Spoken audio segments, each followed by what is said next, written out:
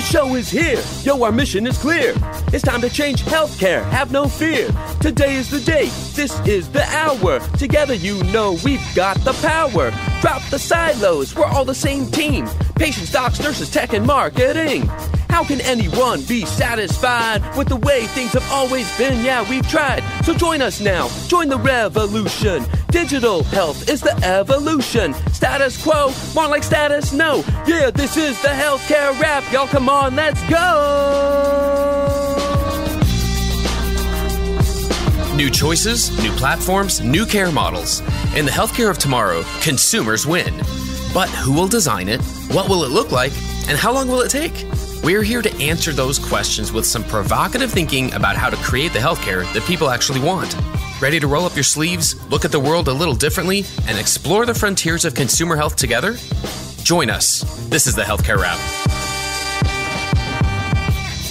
Welcome back. I'm Jared Johnson, ready to share some more provocative thinking about building the healthcare of tomorrow. This season, we're attempting the deepest dive that's ever been done on the disruptive organizations that are likely to impact the experience of healthcare consumers for years to come. For more provocative thinking, we hope you'll follow us and check out our previous episodes, all 200 of them. This show is produced by Shift Forward Health, the channel for changemakers. Subscribe to Shift Forward Health on your favorite podcast app, and you'll be subscribed to our entire library of shows. One subscription, all the podcasts you need, and it's all for free. So here's what's going to go down today. We have the flavor of the week about health at home. VillageMD has a vision for reducing the costs of primary care through house calls. Are they having a moment, and will they keep growing? I'll talk about that. Then Zane and I are joined by regular contributor James Gardner again for a wide-ranging discussion on the Amazon One Medical merger and what it could say about the future presence of retail brands in healthcare. Amazon still hasn't revealed their healthcare strategy publicly, but have they given us enough clues to tell us their end game? And if they strive to be Earth's most customer-centric company, what's their play in an industry that's still looking to find its footing in that area? The provocative thinking starts now. It's time to dive right in. Are you ready? Let's go.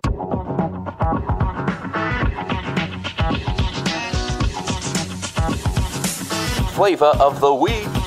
Do house calls have a place in the healthcare of tomorrow, and can a health at-home business model work? Dr. Thomas Cornwell believes the answer to both questions is an absolute yes. Dr. Cornwell is the Senior Medical Director of Village Medical at Home, part of VillageMD, and he recently shared his vision with Home Healthcare News. VillageMD is a primary care provider with a footprint across 22 markets. It's responsible for more than 1.6 million patients, more than double that of One Medical, it should be noted. Walgreens Boots Alliance has invested over $6 billion into the company. Their goal is to open 1,000 new clinics within 5 years, and Health at Home also appears to be part of their growth plan. VillageMD recently acquired Indiana-based Grace at Home, a provider of home-based primary care services, and Village Medical at Home is taking off. Village Medical at Home specifically began in Houston, where there are now 16 different at-home primary care clinics. It's also spread to Indiana, Chicago, Phoenix, Atlanta, Kentucky, and Rhode Island. And Dr. Cornwell has personally made, get this, more than 34,000 house calls. VillageMD's model of at-home and in-clinic services is intriguing for several reasons. First, cost savings. Cornwell said,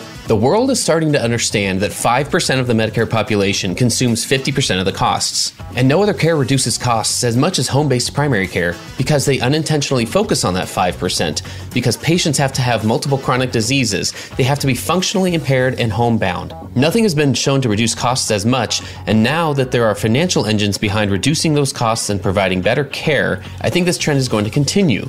Unquote. Second, it flies in the face of traditionalists who say that primary care is only worth pursuing as the referral engine to feed specialty care.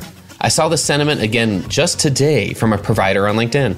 Third, it sounds like leadership has bought in. According to Cornwell, the founders and leaders of VillageMD believe that the future of healthcare is at least in part in the home. They have this incredible vision of bringing more home-based primary care to the country. And Dr. Sashi Moodley, the chief clinical officer of Walgreens Health, said, "I think everyone probably thinks of us as having a retail and pharmacy footprint. But you know what we announced at our investor day was a pretty bold vision for how we're transforming the company and evolving to become more of a healthcare company. On a macro scale, we see a lot of care moving to the home. As usual, I look through the lens of the consumer or patient seeking care, and if that care can happen at home, it has enormous potential to improve quality of life and reduce costs at a scale that perhaps we've never seen before. And that sure sounds like a home run to me. It's time to get more creative with our solutions for expanding care, starting with health at home. That's another way that we'll build the healthcare of tomorrow." And that's the flavor of the week.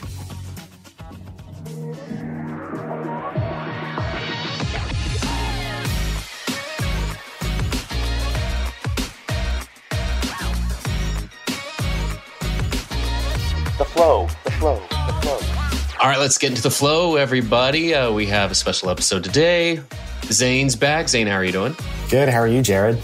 Doing fantastic. James Gardner's also here. James, how are you? Wonderful. Great to see you both. We've got a lot to cover today, and a fun entry point here is a fact that is probably just worth mentioning, that we had this on the calendar. If people could see our schedule, you would see we actually had time slotted this week to talk about Amazon before the market decided to make a pretty big thing happen just a few days ago. Jared, sure. If we could upload a screenshot here just to back me up here, then... But we did. We're actually planning to talk about the big players in retail health and the latest with what they're doing, how it benefits consumers, what are those disruptive tendencies, and we'll see how far we can get today because there's just a lot going on, as everybody knows. We're going to really focus on the Amazon One Medical acquisition that was just announced and focus on a couple of things. I think it's safe to say, gentlemen, that every type of opinion has been shared on the news announcement over the last few days. I've seen it plastered all over LinkedIn. I was getting texts that morning before I woke up. One of those was me, I think. I think one of those was me. Yes. Probably was. Account for the time zone difference there. That was probably it. Yeah, you're right. One of the interesting things, maybe this will be our starting point, because really what I hope to share is just our thoughts on what this tells us about what's happening from a big picture standpoint. And then also, how does this affect the opportunities to be more consumer focused? Is consumer transformation itself accelerating or slowing down or staying the same? Does this affect it? Does this not affect it? And in what ways? So the nuts and bolts of the acquisition itself, I think everyone probably knows by now. Maybe not everyone. It's probably worth just repeating a couple of the main details. Is that Amazon agreed to acquire One Medical, and the asking price was $3.9 billion, and it was an all-cash transaction. Apparently, there was at least one other suitor involved, CVS, and One Medical's parent company, their stock price has struggled some lately. So there were some financial incentives, it sounds like, for them to look for a suitor at some point, at least over the last few weeks from when it was reported. Who knows how long it was happening before that. But I think it's worth digging into some of the details of One Medical, what their model is, why Amazon would have some interest in it. So maybe James, maybe this first question's for you, but what do we know about One Medical that's notable that would have put them on Amazon's radar screen at all? Like what's in it for Amazon? Well, for Amazon, the deal makes complete sense, right? They're looking to get closer and closer to delivery of primary care. And they've got a fairly robust offering, but it's limited in many ways, right? It's primarily, at this point, telehealth, augmented with some home health capabilities. But as we all know, care, especially primary care, ultimately has to be delivered hands-on. At least a large part of it does. And that requires clinics, that requires doctors who can actually see patients face-to-face. And in One Medical, I strongly sense that Amazon saw an opportunity to dramatically accelerate getting to scale. And they're still not at scale, right? One Medical is a huge acquisition. There's still gaps in their national coverage. But for Amazon, it was a smart and fast and relatively easy way, I think, to get real estate, get physicians, and get closer and closer to a robust offering that large employers can reasonably and sensibly offer to their employees. In the absence of hands-on care, it was incomplete. So it makes sense from Amazon's perspective to do a deal like this. And frankly, the valuation seems reasonable given where One Medical was valued at IPO and where it was trading as recently as 12 or 18 months ago. That's my take. Zane, what was your first reaction to the news? When I first saw it, I wasn't surprised, but I texted you and I was like, oh my God, like some of the things that we've been talking about, over the last couple of years on the podcast are, finally happening. I agree with James. I think it makes a whole lot of sense. I also think like if you peel back the onion a little bit, it's no secret that One Medical serves, call it a more well-heeled percentage or veneer of the population. Certainly all folks who are probably Prime members too. And so I think just who One Medical serves, their locations are in, some of the biggest, best, most coveted cities. they're in the right spots in the city. They're certainly not in rural Oregon or Georgia. And so to me, there's like an alignment around who Amazon already targets and serves versus who they likely are going to start serving now through the healthcare portions of their business. Basically what I'm saying is people who are either, have really good insurance or have an employer that's sponsoring their care. I think that's really important, Zane. So thanks for bringing that up. The Walmart, or rather the Amazon model is really predicated on serving large employers, right? That you as an individual can't do business with them. And they certainly are not seeking cash pay, walk-in traffic or whatnot. They're seeking the Fortune 500s, the Fortune 1000s with large national deals where they can offer a comprehensive healthcare offering. So Zane's exactly right. There's an alignment between what One Medical was doing and Amazon's aspirations for serving that well-insured commercial population, which is very lucrative. Yeah, I think I can take us back even just a little over a year ago when you're talking about the populations that One Medical serves. It was just over a year ago they acquired Iora Health, which is a full risk, Medicare provider. And the financial part is interesting too, because that acquisition was for $2.1 billion. And now One Medical's full valuation here was $3.9 billion in this transaction. So that at least tells me that Iora may have had a bigger part of One Medical's overall presence than I initially thought. And that doesn't necessarily tell us if that's what Amazon wants to do with it. Like if they want to stay there, if they want to venture into the risk-based contracting world, or if they just have some other direction to go here. James, do you have any thoughts on like where Amazon might want to go? Like would that make sense for them to venture into the risk-based side of things, or do you see a totally other trajectory? I personally see Iora as like a question mark. It may have been something that unfortunately came along with the deal when they acquired One Medical, but it may not be of great interest to Amazon long-term. Being in the risk-based coverage world, obviously that's another step beyond kind of where Amazon has been going. And I'm not sure if strategically that's where they want to be. So I think Zane may have a different opinion, but I think time will tell where Iora fits into their priorities and whether it's something they actually choose to hold on to, or whether they were primarily interested, as I said earlier, in real estate and in physicians and getting to scale quickly in the delivery of care. I think, James, I don't know if I fully disagree, but I don't know if I fully agree. And so let me try to explain it. And maybe I'm just slurring over my own words. But when I think about like the direct to employer space, which they've already been targeting with Amazon Care, and based on some of the work I've done in the past in the direct to employer space, I could imagine that having the capabilities or the acumen to do value-based care could serve you well when you're trying to pitch to big companies to, hey, let us take care of your population, whether that's in a true, traditional value-based care contract or something that's like, retail value plus. I don't know, but I would think that they would want to be able to go into an employer and say, hey, listen, if you put, X number of employees within our care and we'll deliver primary care, maybe some specialty consults, some behavioral health stuff, we can guarantee that we can drop your costs by, X amount. Is that true?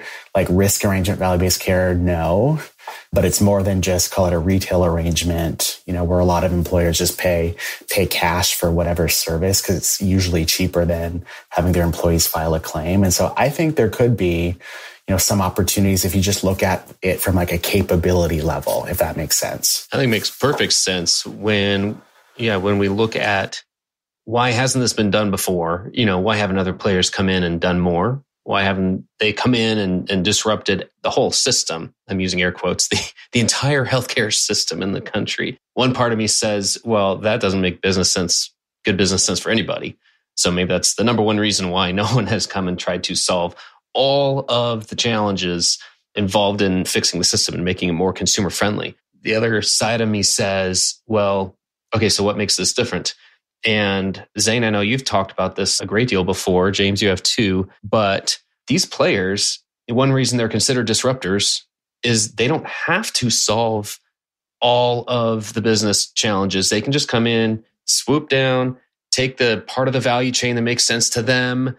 They don't have to solve all of value-based care. They don't have to fix everything. They don't have to solve physician burnout. They can just come and do the part they want and then, be on their merry way and and continue on there. Is that valid? Is that accurate? I totally think so. And so, Amazon, Walmart, others, James certainly knows more about some of those guys than I do, but Amazon specifically, they're not beholden to the same master that health systems are, which is ultimately to use primary care to drive utilization in your specialty practices and ORs. That's the dirty secret of American healthcare is, essentially primary care clinics are mousetraps for business to fill your ORs in the inpatient setting or ambulatory OR setting, whatever. It sounds crass, and it is.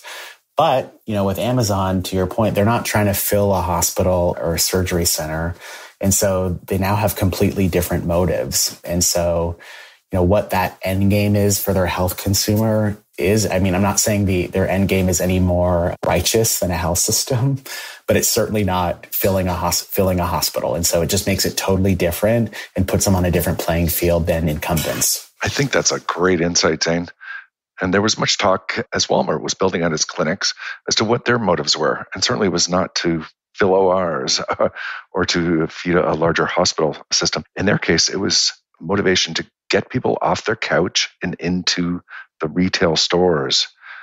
A completely different way of thinking about the rationale for delivering care. Of course, they wanted those clinics to be profitable and whatnot, but a large part of their strategic rationale was how do we get people away from the Amazon shopping experience and walking our physical stores and offering dental care, offering mental health, offering audio, those were all reasons to get people off the couch and into those stores. So I think you're spot on with that observation, Zane. Stay tuned for more provocative thinking after the break.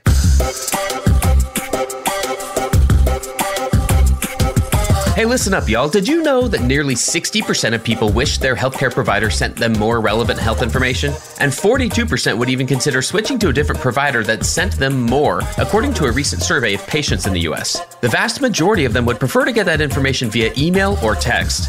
Persado is a natural language AI company that provides healthcare organizations with pre-developed, pre-optimized messaging journeys proven to build digital relationships, improve health goals, and increase patient retention. Deliver better health outcomes and revenue growth with Persado's data-driven content that inspires action. Visit Persado.com to learn more. That's Persado, Persado.com to find out how Persado can help.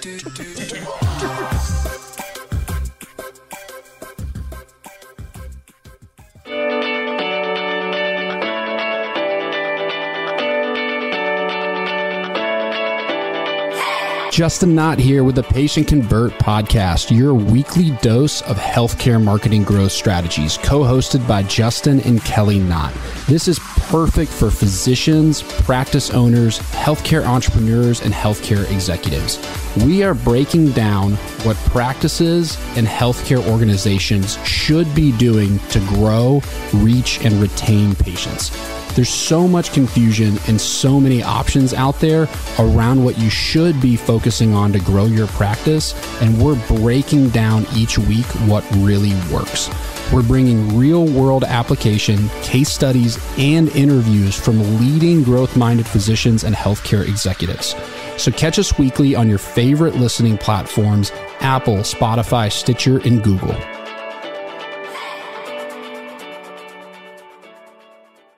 Okay, back to the flow. Well, the thought of where we go from there, it's telling of their disruptive DNA, I think is what we've referred to even when we were talking about United Health a few weeks back, of like what's their level of disruptive business mindset. And I think that's worth diving into a little bit here because that dictates almost everything else. And the thought of how they are approaching that, what you just said, James, like it's not build up primary care as referral patterns for those cash cows. And it's not necessarily fully the other direction, where primary care in and of itself is this fully profitable business that can survive on its own. Like I'm not aware of business models where it in and of itself is like the end. It's always a means to an end. It's always like, where are we getting people as a result of that? We're building a relationship with a consumer or patient for some other reason.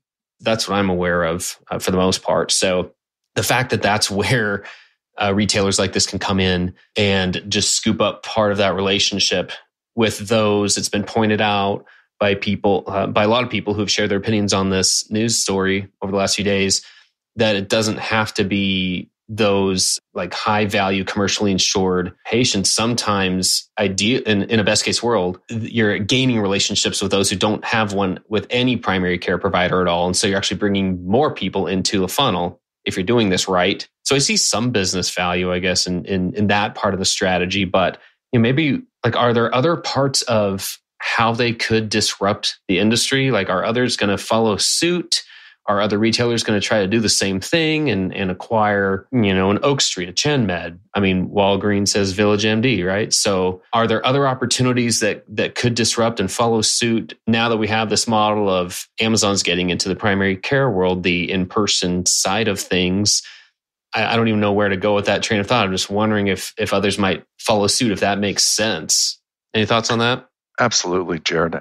I completely look to CVS/Aetna as being an acquirer of some mechanism for accelerating growth, right? They've got thousands of storefronts and they've expressed a strong interest in delivering care.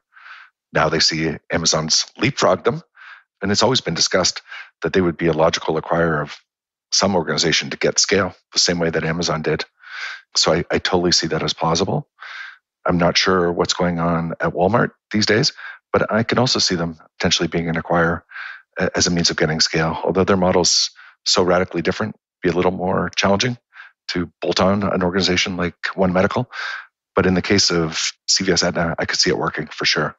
So I'm completely down the path of them looking and potentially making a move shortly. That's interesting. I wonder, Jared, on my end, they have pharmacy, both in PillPack and Amazon Pharmacy. They have telehealth now, bricks and mortar through One Medical. Health tracking devices, but what they really don't have now to like truly make a full complement primary care service is, like lab diagnostics and imaging. And so I almost wonder if like an Everlywell who bought PWN, could be maybe another target on their acquisition list or similar. I don't think it makes sense to go build your own. Diagnostics is such a commodity market anyway. I would just wonder if that's something that they'd be considering as well. And so now imagine, you can do your virtual consult. If you need to get labs done, a blood test can get sent to you, or maybe you walk into a One Medical if it's nearby, and then boom, an Amazon drone shows up with your medication through pharmacy. That could be really compelling. And I say all that to say this, perhaps, and I'll be curious to see if Amazon does anything in this space. It's probably not high on their list, but having been someone who started his career in rural health, I just wonder if there's a play there for Amazon who, maybe not in all rural communities, but in smaller communities, is already going in there to deliver packages. And maybe they have some type of offices or warehouses there already. How might they use their chassis, if you will, to deliver other services to now bring healthcare in a more robust way than currently exists in those smaller communities? And so there may be some really, cool, call it like more altruistic community benefit angles to this beyond just serving, the well-heeled Amazon Prime and One Medical members, so to speak. I see that as Walmart's opportunity to lose, but you're spot on, Zane. Yep. Given Walmart's footprint across Middle America, 4,000 supercenters and Sam's Clubs, all of which have large parking lots, all of which could be easily home to a Walmart health clinic. Unfortunately, the organization's stalled right now from where they were back in 2019 and 2020. But that's Walmart's opportunity to lose. It's also Dollar General's opportunity to win if they choose to take action, because both of them are so strong in rural America. Let me take the conversation in a slightly different direction, because I think we'd be remiss not to talk about health insurers or payers and where they might be in organizational crosshairs. Because my view, and Zane, Jared, jump in here, but my sense is like the integrated model is a really strong one, payer providers. I think that's where the industry's future is headed, but it's also omni-channel.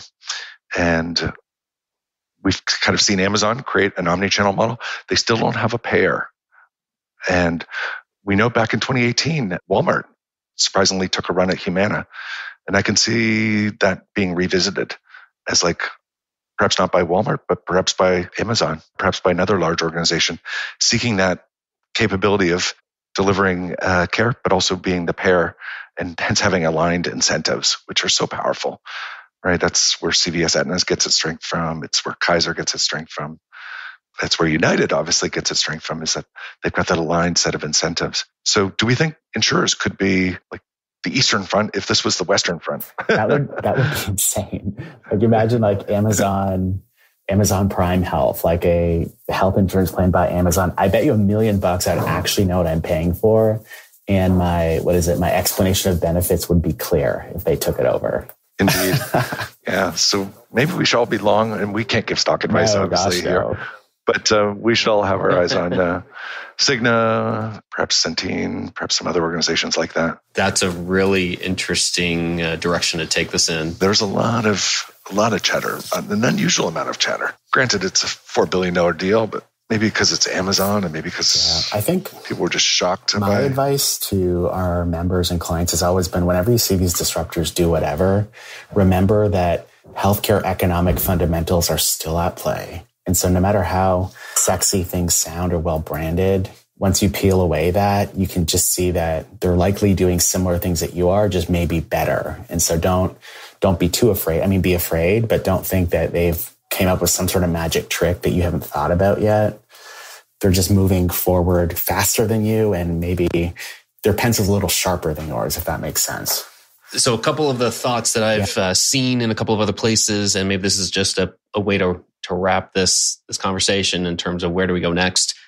There's two things that I'm paying attention to right now as a result of this. And one is the thought of, will there be more conglomerates out there? Are we headed towards a future that's United, Amazon, and a very, very, very distant third and fourth, a couple of main national commercial providers, for-profit health systems, and then everybody else? Like, are we headed towards more acquisitions, more mergers, more big players that do have all the different components that are needed to drive business and none of the fat?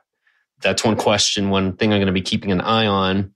It wouldn't surprise me. Again, I think the more we learned about United and Optum a few episodes ago, it was pretty eye-opening in terms of they clearly are headed this way as well. And then the other thing that's been on my mind a lot is a comment that was in our Consumer First Health Group discussion, just ironically a day after the news came out about Amazon and One Medical, which again, we had already planned to have. So the timing was very serendipitous. But in that call, there were a couple of folks who expressed this thought of, hey, will this announcement finally help me in my health system get some traction for prioritizing our experience? Can we move the needle with our consumer initiatives now? Will this be a wake-up call in any way, shape, or form? Will this be a little bit of a wake-up call to our leaders who have, up to this point, not prioritized a need to improve the experience because they think that consumers come to see the doctor no matter what? And I thought that part was interesting. Of course, knowing me at all, that's going to resonate with me. That thought of why aren't we focusing on this? There are some pretty low-hanging fruit to improve an experience, to make it easier, to make healthcare not so hard.